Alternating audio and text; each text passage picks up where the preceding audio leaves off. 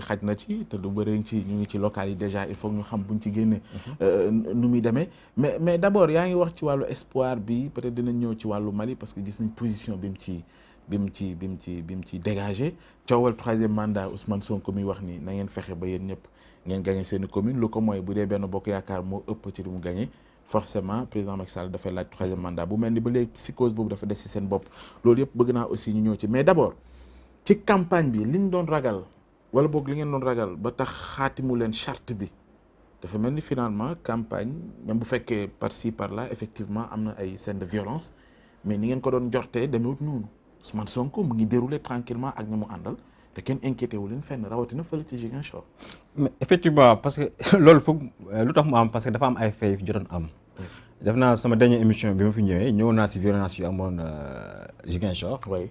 ba peut-être xam naa état bi loo tax mu jël ay dispositions ba lu mel noonu bañ a amati parce que on n'a pas intérêt en tant que des acteurs politiques chaque fois su demee élection ay chaînes de violence di am parce que noonu lay commencé dëkk quand tu es l'administration le chef de l'État tu dois être le chef de l'État de tout un peuple mais pas le chef de l'État d'un camp et je pense que tey suñu gisee instabilité bi am au niveau de la sous-région le cas du Mali peut-être dinaa si ñëw parce que c'est un sujet qui m'intéresse mais yooyu yëpp tey si violence politique la commencé non respect des droits constitutionnels et civiques mooy pousser population yi en certain moment dem ba jël le pouvoir te kenn xamul fan la nar a yem soo respecter les droits les civiques et constitutionnels le cas du Mali c'est normal peut-être mën naa si ñëw. oui.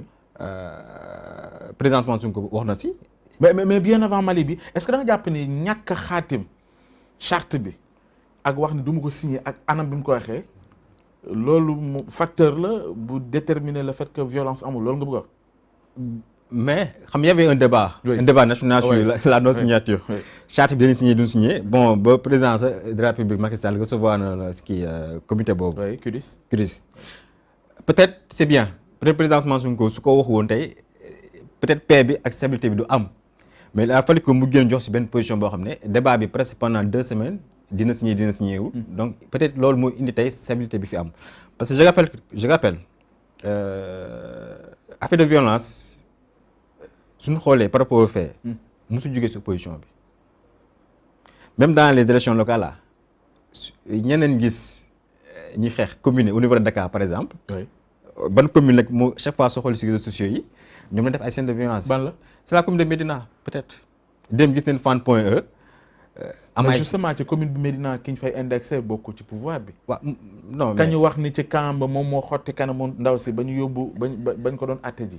mais du ci pouvoir bi. peut-être tey mën nañoo bokk si pouvoir bi. mais lépp lu mu si am rek ñun Dakar lay nekk di def ay caravane xam nañ bu baax les informations encore une fois tey ñun commune yu ñu gis ñi def violence je sais pas si c'est planifié ou pas mais jógewu si opposition bi et je pense que tey débat boobu sur la non signature charte boobu. je pense que tey moo indi tey acteurs yëpp que ce soit pouvoir gën a indiwaat seen raison ba nu jéem a éviter yooyu. kon loolu nga jàpp. loolu laa jàpp. que ni Ousmane Sonko taxawaay bi mu amee mooy justifier le fait que tey violence yi nemmeekuñu ko ci camp wu Pastef en tout cas wala ci Yewwi Askan Wi d'une manière générale. encore une fois violence mosu jóge si opposition bi encore une fois à Pastef au contraire Pastef mooy yàgg subir ay injustice te ba tey jógewul pour contre-attaque. bu ngeen ko évaluer ci campagne bi même bu fekkee jeexagul loo jàpp. jàpp nga ni may nañ leen seen affaire wala am na ay scène de violence. ba tey nous sommes très prudents.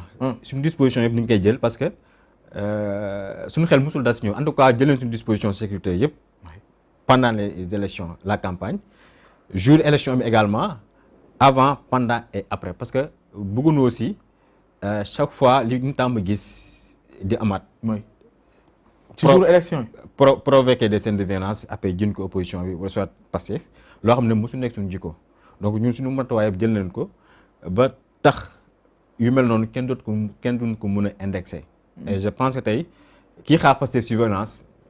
def naa di nga dóor sa loxo si ëkk boo xam ne doo ko fekk. d'accord li mu wax ni attention bu waa Benno bëree lu ñu téye ci grande ville yeeg yeneen communes yeeg département yi que luy may fit président Macky Sall la ngir mu laaj troisième mandat ku mel ni Ousmane Sonko su waxee lu mel noonu mooy ne xëy na am na lu mu njort ci taxawaay bu des xëy na ci yeneen ngi maye campagne yeneen ci gis nga sondage yu yëkkati sax di ko fësal au niveau de Dakar bi placé keneen ku uuteeg seen candidat fii ci Dakar ak li mu def yëpp la mu waxoon ni du ma toog ak président Macky Sall mukk ak li mu mujjee wax am na beneen sondage tamit bu génnee Barthélémy Dias moo raw.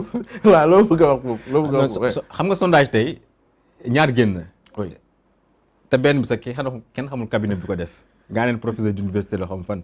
mais am na beneen sondage bu cabinet reconnu qui publie Barthélémy comme vainqueur. oui donc ñun basé wuñu si sondage yi ñun dañ nekk ay acteurs politiques pour la ville de Dakar qui me concerne. campagne yi caravane yi maa ngi si participé wu. démb ñu ngi woon avant-hier Dakar Plateau ak Mermoz. il suffit juste nga wàcc si terrain bi gis ni tey population Dakar bi Dakaroise def na seen choix ba pare. oui loolu yomb na di ko wax nii nañ bàyyi ba dimanche dina leer. mais on va sécuriser et on va mobiliser aux surveillances des votes. comment parce que li daloon élection yu mujj fii élection locale yi ñëpp gis nañ pour le cas de Parcelles. le candidat Barthélémy démb wax na ko bu mu nekkee seen benn chaîne de télé.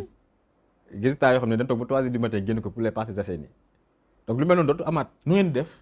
en tout cas jëleen suñu disposition yëpp les 1500 mandataires yoo xam ne daa nekk si bureau de vote au niveau de Dakar génn leen sensibiliser leen former leen. on va sécuriser le vote avant pendant et après les résultats du ma wax suñu système de gestion des données. mais ñun tey lépp lu résultats yi jox. daan ko xam on a fait nos sondages personnels. xam nañ à peu près ñaar leen am. ah oui on a fait les 19 communes des caravanes communautaires bëriwul xam nañ à peu près suñu poids au niveau de Dakar. li amoon élection maanaam te lu jéggi li ngeen jàpp. yu amoon élection forcément li ngeen jàpp en terme de. li amoon élection municipale en 2000 su ma juml 14. dootu amaat en 2022 loolu c'est fini on a l'expérience en temps màgg neen kenn doon ndax ñaari yoon. ah oui non boo ne on a l'expérience peut-être da nga koy yaatal parce que yeewu ngeen mais boo jëlee Pastef en tant que tel ce n'est pas encore expérience boobu ngeen di wax. ci élection locale yeeg yooyu benn ngeen fi dem muy législative yi peut-être xëy na ak présidentielle yi ci dans le cadre d'une coalition bu tuddoon jot na. je le répète et je le confirme. su ma ne on a l'expérience mooy li ñu daloon l'opposition de pas de manière générale. en 2014 du amaat en 2024. te ki wax Pastef tey je pense que. pour ne pas trop exagérer, nous sommes le premier parti politique du Sénégal en termes d'organisation, en termes de discours politique et en termes de massification. Et en termes aussi de présence sur le territoire national et international. Donc, expérience moom. parce que moom élection moo koy déterminer. non ak organisation en termes d'organisation ak organisation loolu moom mën nañu ko bàyyi. même en termes d'élection aussi. mais en termes d'élection moom. loolu yëpp tey on n'a rien à envier à un parti ou bien à un autre. D'accord. Troisième mandat. ci li mu wax noonu ni bu ngeen ko ñàkkee ci maanaam communes yu bëri département yeeg yooyu grande ville yi tamit mu teg ci loxo rawatina Ndakaaru lu koy may doole la. su génnee ci élection yi résultats yi ak la mu wax noonu firndewu nu ngeen di def. xam nga tey comme on a l'habitude de dire ñëpp ni ñu koy wax élection locale yi c'est comme si c'est le premier tour des élections en 2024. Ouais. Et c'est normal histoire politique du Sénégal wane na ko ay présidents yu bëri jaaneen fi tey. après élection locale seen destinée politique dafa destiné wu ñun tey lu ñu gëm mooy jël pouvoir en 2024 te fii lañ ko commencé ci élection municipale yi incha allah on va s'organiser avoir une présence dans toutes les communes et départements et les grandes villes si possible suñu fa jógee attaquer les législatives jël la majorité de l'Assemblée nationale suñu paree la présidentielle en 2024 formalité kese lay doon. c'est normal mais attention c'est ni ngeen waxee ni dafa mel ni comme si da ngeen a xeeb. non ñi ngeen seen vis-à-vis coalition Benno Bokk Yaakaar quand même. xam nga ñu tey ngi organisé wu te boo xoolee ñoom it fépp fu ñu jaar ñu ngi mobiliser. xam nga seen tey discours pratiquement nit ñu ngi koy dégg ñu ngi leen di accompagner ci programme bi nga xam te ne fësal nañ ko tey boo jëlee Dakar Dakar bu bees Abdoulaye Diouf Sarr fu mu jaar ñu ngi gis